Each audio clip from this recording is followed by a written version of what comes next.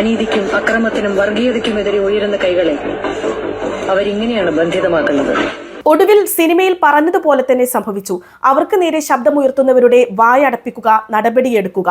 സിനിമയുടെ സംവിധായകനും നിർമ്മാണ പങ്കാളിക്കും IT വകുപ്പിന്റെ നോട്ടീസും ED അന്വേഷണവും. ഗുജറാത്ത് വംശഹത്യക്കെതിരെ ശബ്ദമുയർത്തിയവരെല്ലാം പല നടപടികളും നേരിടേണ്ടി വന്നിട്ടുണ്ട്. അവരിൽ പ്രധാനികളാണ് പൗരാകാശ പ്രവർത്തകയും മാധ്യമ പ്രവർത്തകയുമായ തീസ്ത സെതൽവാദും കലാപത്തിനെതിരെ സത്യവാങ്മൂലം നൽകിയ മുൻ IPS ഉദ്യോഗസ്ഥൻ സഞ്ജീവ് ഭട്ടും.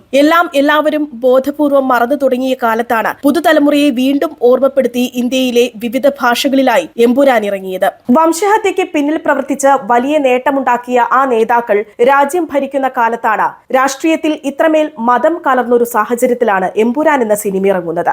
എമ്പുരാൻ എന്ന ചിത്രം രാഷ്ട്രീയ ധീരതയുടെ മറ്റൊരു മുഖമാണ്. പ്രതിഷേധങ്ങൾ അലയടിച്ചപ്പോൾ ചരിത്രം അറിയാത്തവർ ചരിത്രം അന്വേഷിച്ചിറങ്ങി. എത്ര തേച്ചു മായ്ച്ചു കളഞ്ഞാലും 24 വെട്ട് വെട്ടിയാലും ഗോദ്ര കലാപവും ഗുജറാത്ത് വംശഹത്യയിലെ നരോദ പാട്യ കൂട്ടക്കൊലയും ചരിത്രമല്ലാതാകുന്നില്ല. കേന്ദ്ര അന്വേഷണ ഏജൻസികളുടെ പേരും സംസ്ഥാന അന്വേഷണ ഏജൻസികളുടെ പേരും മുൻപും പല സിനിമകളിലും ഉപയോഗിച്ചിട്ടുണ്ട്. എന്നാൽ അളവും അക്കവും ഇട്ട് ഓരോ വാക്കുകളും മ്യൂട്ട് ചെയ്തും വെട്ടിയും അവർ ആരുടെ കണ്ണുകളാണ് കെട്ടാൻ ശ്രമിക്കുന്നത്? കശ്മീർ ഫയൽസും കേരളത്തിന്റെ യഥാർത്ഥ കഥയെന്ന് അവകാശപ്പെട്ടിറങ്ങിയ കേരള സ്റ്റോറിയും പ്രതിഷേധത്തിന്റെ പേരിൽ ആരും വെട്ടിയില്ല.